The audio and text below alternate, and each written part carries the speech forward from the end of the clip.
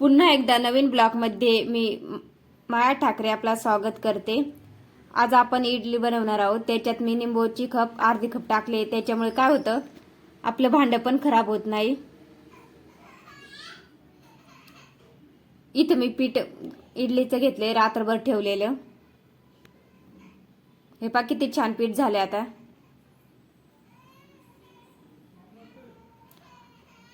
आता मी असे 4 प्लेट आले आहेत, त्यांना मी आता प्रत्येक प्लेटांना तेल लावून घेते। त्याच्यामुळे काय होतं आपली इडली पण खाली लटकत नाही आणि ते एकदम छान निघून येते। अशा पद्धतीने मी सगळ्यांना तेल लावून घेतले आणि ते आता इडलीचा पीठ आपण पूर्ण प्लेटामध्ये टाकून घेणार आहोत। चॅनलवरती नवीन असाल सबस्क्राइब करा, लाईक करा आणि आपले व्हिडिओ पाहत राहा।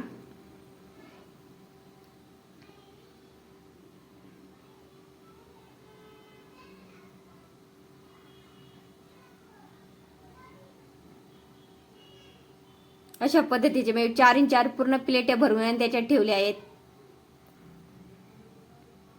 आणि आता 13-14 मिनिटं होऊ द्यायचे, मग परत झाकण उघडायचा। तोपर्यंत मी इथं चटणीसाठी साहित्य घेतले, खोबरं किसून घेतले, मिरची, कोथिंबीर आणि इथं कढीपत्ता घेतलाय। आता मी मिक्सरमध्ये बारीक करून घेते पूर्ण।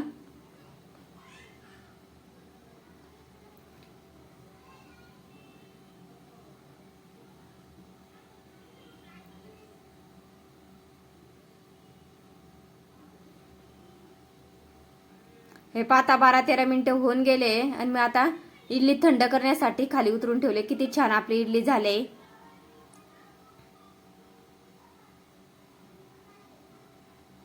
थंड झाल्यावरच काढायचा, कारण की व्यवस्थित निघते, ते गरम असल्यावर नाही काढायचा।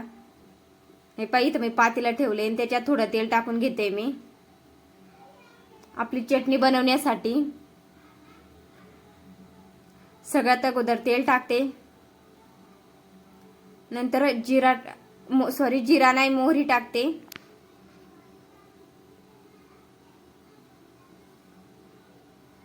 हे पण मी मोहरी टाकले आणि नंतर त्याच्यात कढीपत्ता टाकते। धुवून वगैरे स्वच्छ घेतले आणि आता त्याच्यात टाकायचंय।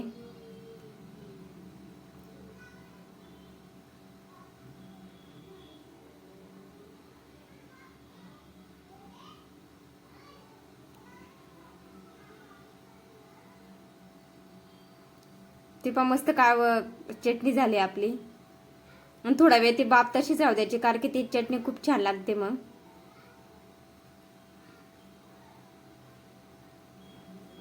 ही पा किती छान चटणी झाली आपली, खोबऱ्याची आणि कोथिंबीर मिरची। आणि आता आपल्या इडल्या पण थंड होत आल्या आहेत।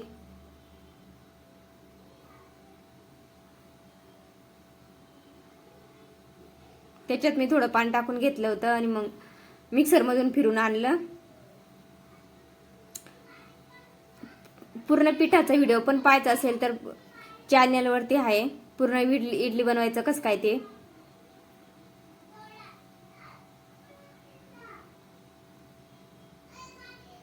हे पहा किती छान इडल्या तयार झाल्या आहेत आणि 4 प्लेट असल्यामुळे भरपूर इडल्या तयार होता।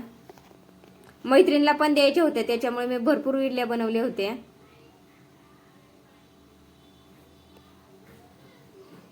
हे बघ किती छान पद्धतीचे निघून येत आहेत।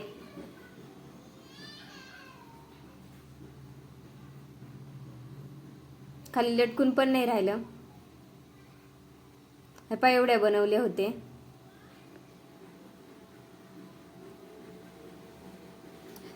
चॅनल नवीन असाल तर प्लीज मित्रांनो सपोर्ट करा।